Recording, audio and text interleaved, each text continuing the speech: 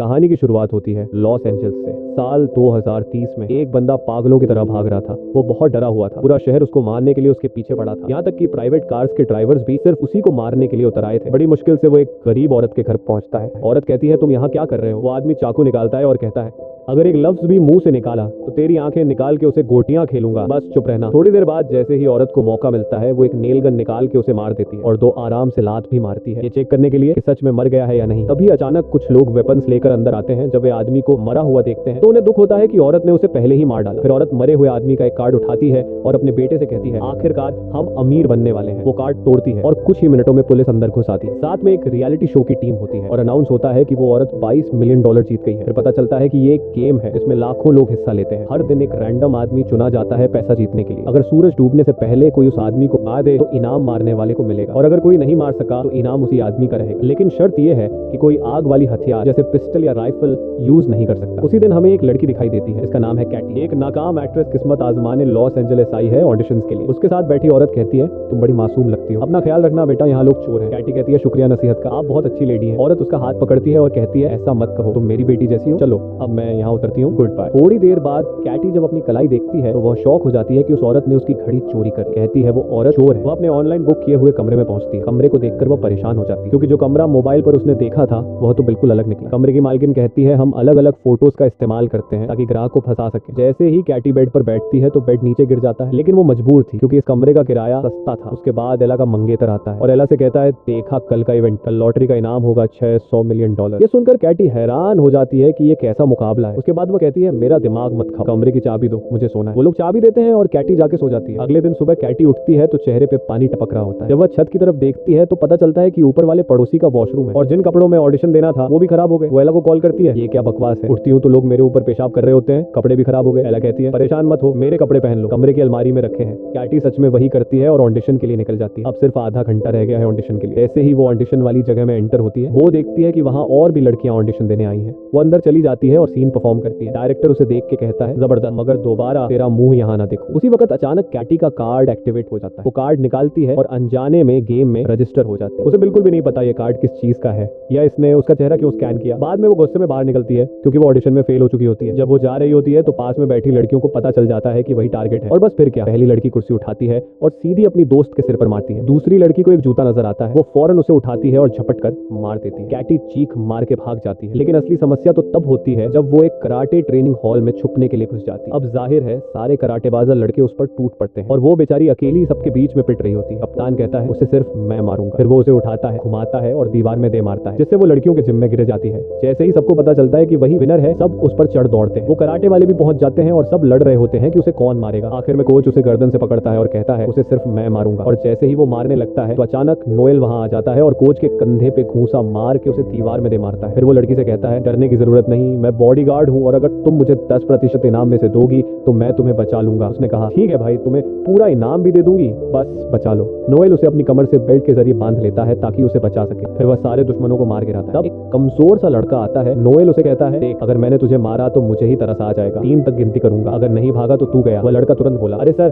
सलाम है आपको, और भाग जाता है। फिर वह दोनों बिल्डिंग से निकलते हैं और पता चलता है कि हर 15 मिनट बाद एक ड्रोन उसे ट्रैक कर रहा है ताकि बाकी प्लेयर्स को उसका लोकेशन मिलता रहे। उन्हें एक गाड़ी मिलती है, वह उसे लेकर वहां से फरार हो जाते हैं। लड़की नोएल से कहती है, ये कैसी गेम है जिसमें लोग मुझे मारने के पीछे पड़े हैं, मुझे इस गेम से निकलना है, कोई ना कोई हल निकालो। नोएल कहता है, हल सिर्फ एक है, तुम्हें शहर के लोगों से बचना होगा, अगर तुम निकलोगी तो मैं भी अपने 10% से हाथ धो बैठूंगा। लेकिन फिर उसे शक होता है कि नोएल शायद उसे मार दे और खुद इनाम ले ले। पूरा शहर उनके पीछे होता है। वो दोनों सेफ्टी हेलमेट पहन लेते हैं। तभी अचानक गाड़ी में एक लड़की घुस जाती है। वो चाकू निकालती है और उसे मारने की कोशिश करती है। नोएल कहता है, तुम गाड़ी चलाओ, मैं इसे देखता हूँ। फिर लड़की के सर को जोर से पकड़ता है। नोएल उसे एक जोरदार लात मार के गाड़ी से बाहर फेंक देता है, लेकिन आगे चलकर गाड़ी खराब हो जाती है और लड़की नीचे उतरती है और भागने लगती है। नोएल उसे पकड़ लेता है। वो कहती है, सच सच बताओ, तुम मुझे मार के इनाम लेना चाहते हो ना? नोएल कहता है, बिल्कुल नहीं, मैं तो तुम्हें बचाना चाहता हूँ। तब पुलिस वहां आ जाती है तो लड़की फौरन नोएल से कहती है, पकड़े जाने से पहले कुछ कहना है। फिर वो पुलिस के पास जाती है शिकायत करने, मगर तब उसे अंदाजा होता है कि पुलिस भी असल में उसे मारने आई है। नोएल फौरन आके उसे बचाता है और वो पुलिस को चकमा दे के भाग जाती है। वो एक मैगजीन से अपना चेहरा छुपाती है। फिर जैसे ही वो कार्ड देखती है पता चलता है कि ड्रोन ने उसकी लोकेशन शेयर कर दी और जितने भी लोग आसपास होते हैं समझ जाते हैं कि खिलाड़ी यही है। सब अपनी गन्स निकालते हैं और उसकी तलाश शुरू हो जाती है। वो एक वैक्स म्यूजियम में जाकर छुप जाती है और खुशकिस्मती से कोई उसे वहां नहीं देख पाता। थोड़ी देर बाद एला उसे कॉल करती है और पूछती है वो कहाँ है। वो कहती है मुझे पता है, कपड़े पहुंचाने में देर हो गई, मजबूर थी। एला कहती है कोई बात नहीं प्यारी, बस अपना लोकेशन तो बता दो। वो कहती है मैं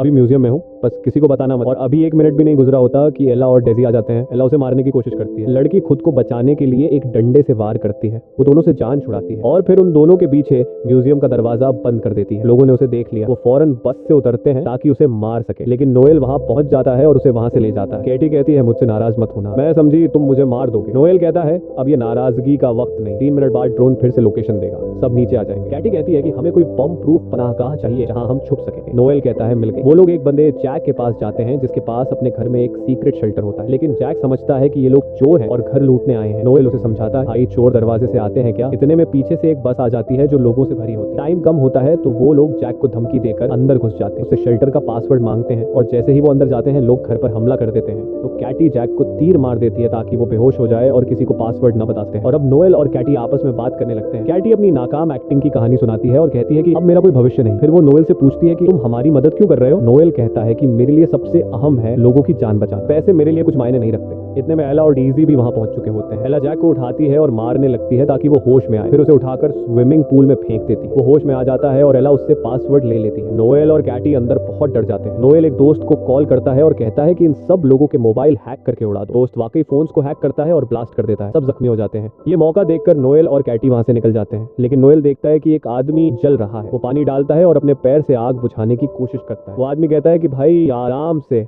मेरी टांग तोड़ दी तुमने। बाहर निकलते ही उनका सामना एक बख्तरबंद गाड़ी और ट्रेन गार्ड से होता है। गार्ड्स कहते हैं कि कैटी हमारे साथ चलो वरना हम तुम्हारी लाश ही ले जाएंगे। कैटी कहती है कि ठीक है, लेकिन मेरा बॉडीगार्ड भी साथ जाएगा। गार्ड्स वहां जाते हैं और वो सब गाड़ी में बैठ जाते हैं। कैटी कंफ्यूज रहती है कि आखिर वो लोग जा कहां रहे हैं। गाड़ी उन्हें एक एजेंसी के हेडक्वार्टर ले जाती है जहां उनकी मुलाकात लुइस से होती है जो एजेंसी का लीडर है। लुइस कहता है कि मैं हैरान हूं कि तुम अब तक जिंदा कैसे हो। अक्सर लोग तो 15 मिनट में मर जाते हैं, लेकिन तुम सेफ हो। यहाँ तुम्हारी हिफाजत मेरी जिम्मेदारी है, लेकिन मुझे इनाम का 30% चाहिए। कैटी उसकी बात मान लेती है। फिर वे सब मेडिकल चेकअप के लिए क्लिनिक जाते हैं ताकि अपने जख्मों का इलाज करवा सके। इस दौरान कैटी नोएल को अपनी कहानी सुनाती है। वो कहती है मेरे पापा ने मुझे छोड़ दिया, मम्मी बीमार है, तभी से मैं कोई भी काम करती हूँ ताकि इलाज के पैसे जमा कर सकूं। मैं यहाँ सिर्फ ऑडिशन देने आई थी, लेकिन वो भी फेल हो गया। नोएल कहता है मैं एक वक्त फौजी था और लुइस जो अभी बाहर है वो मेरी टीम में था। एक बार मैंने एक मिशन से इनकार कर दिया जिसकी वजह से पूरी टीम मर गई, बस लुइस बचा और तभी से वो मुझसे नफरत करता है। तभी एक लड़की आती है और कैटी से कहती है लुइस तुम्हें सूरज डूबने तक एक सुरक्षित जगह पर ले जाएगा ताकि तुम जीत सको, बस अपना चेहरा इस डिवाइस पर रख दो। ये डिवाइस इसलिए था ताकि एक खास मास्क बनाया जा सके जिससे कोई भी उसे पहचान ना सके। और वाकई में मास्क बन गया, एक बूढ़े आदमी का मास्क। लेकिन नोएल को कुछ अजीब सा महसूस हो रहा था। उसने कहा मुझे लग रहा है लुइस तुम्हें अकेले में मारने का प्लान बना रहा है ताकि वो अकेला इनाम ले सके। लेकिन कैटी को उसकी बात पर यकीन नहीं आया। उसी वक्त लुइस अंदर आता है और दोनों को गैराज में ले जाता है। वहां लुइस कहता है कि कैटी एक गाड़ी में बैठे और नोएल दूसरी में। यही कैटी समझ जाती है कि लुइस उसे धोखा देगा। वो उसे नीचे किक मारती है। अचानक लोग अंदर घुस आते हैं ताकि उसे मार दें, लेकिन खुशकिस्मती से कोई उसे पहचान नहीं पाता। तो केटी लुइस की एक गाड़ी लेती है और निकल जाती है, मगर लुइस नोएल को पकड़ लेता है और उसे इतना मारता है कि उसकी हड्डी तोड़ देता है। जब केटी भाग जाती है लुइस उसे कॉल करता है और ब्लैकमेल करता है कि वो नोएल को मार देगा। केटी कहती है अब तुम क्या चाहते हो। वो कहता है फौरन आ जाओ शहर के बीच वाले थिएटर में। और उस वक्त सूरज डूबने में सिर्फ 16 मिनट बाकी थे, लेकिन केटी ने फैसला किया कि वो नोएल को बचाएगी क्योंकि वो कई बार उसे बचा चुका था। उसने अपने साथ पिस्तौल भी ली। वहां पहुंचती है तो देखती है कि नोएल जंजीरों में बंधा हुआ। केटी कहती है अगर तुमने उसे न छोड़ा तो मैं खुद को मार लूंगी और तुम इनाम से हाथ धो बैठोगे। वह कहता है आसान है, मैं तुम्हारी अंगुलियों के निशान मिटा दूंगा और अपने लगा दूंगा। केटी कहती है जबरदस्त आइडिया, मगर मैं लाइव हूँ और सारी दुनिया देख रही है। वह कहता है अच्छा ठीक है, रिलैक्स हो जाओ और पिस्टल दो। केटी कहती है ठीक है, मगर पहले नोएल को छोड़ो और जाने दो। और जैसे ही वो खुद को मारने लगी वह कहता है रुक जाओ, मैं उसे छोड़ रहा हूँ, ये लो चाबी। और फिर कहता है अब आराम से मुझे पिस्टल दो। केटी कहती है मुझे यकीन था कि तुम्हारे दिल में रहम है, ये लो पिस्टल। मगर अचानक उसे एक जोरदार किक मार देती है। लेकिन लोग अंदर घुस आते हैं और नोएल को बचाने से पहले कीटी को घेर लेते हैं। नोएल खुद को आजाद कर लेता है और लोइस से लड़ने लगता है ताकि वह कीटी को मार न सके। अब सूरज डूबने में सिर्फ 4 मिनट बाकी रह गए थे। इसी वक्त एक और ग्रुप अंदर आ जाता है और कीटी खुद को बड़ी मुश्किल में पाती है। वह थिएटर से भागती है ताकि कहीं सुरक्षित हो सके, लेकिन लोग पीछे पड़ जाते हैं। नोएल लोइस को जोरदार मुक्का मारता है। फिर वह थिएटर का सेट तोड़ता है ताकि कोई कीटी के पीछे ना आ सके, मगर लोइस के आदमी मानव सीढ़ी बनाकर उसके पीछे आ जाते हैं। लोइस इस तक पहुंच जाता है और उसका गला दबा लेता है। कहता है तुम्हारी मौत मेरे हाथों होगी। मगर कीटी फिसल जाती है और एक लोहे की रॉड से लटक जाती है और कीटी ने लोइस की जेब में मौजूद ग्रेनेड की पिन अपनी चाबी से निकाल ली। वह नीचे गिरती है और ग्रेनेड फट जाता है। लोइस मर जाता है और मुकाबले का समय खत्म हो जाता है। जब वह हवा में लटकी होती है लोग उसे बचा लेते हैं क्योंकि वह इनाम जीत चुकी होती है। इसके बाद जोनी आता है और उसे इनाम देता है। खुश नसीब लड़की ने इतिहास की सबसे बड़ी रकम जीत ली, $3,600,000,000। दिन गुजरते हैं और वह बड़ी बड़ी कंपनियां खोलती है, बच्चों के लिए पनाहगाहें बनाती है, गरीबों की मदद करती है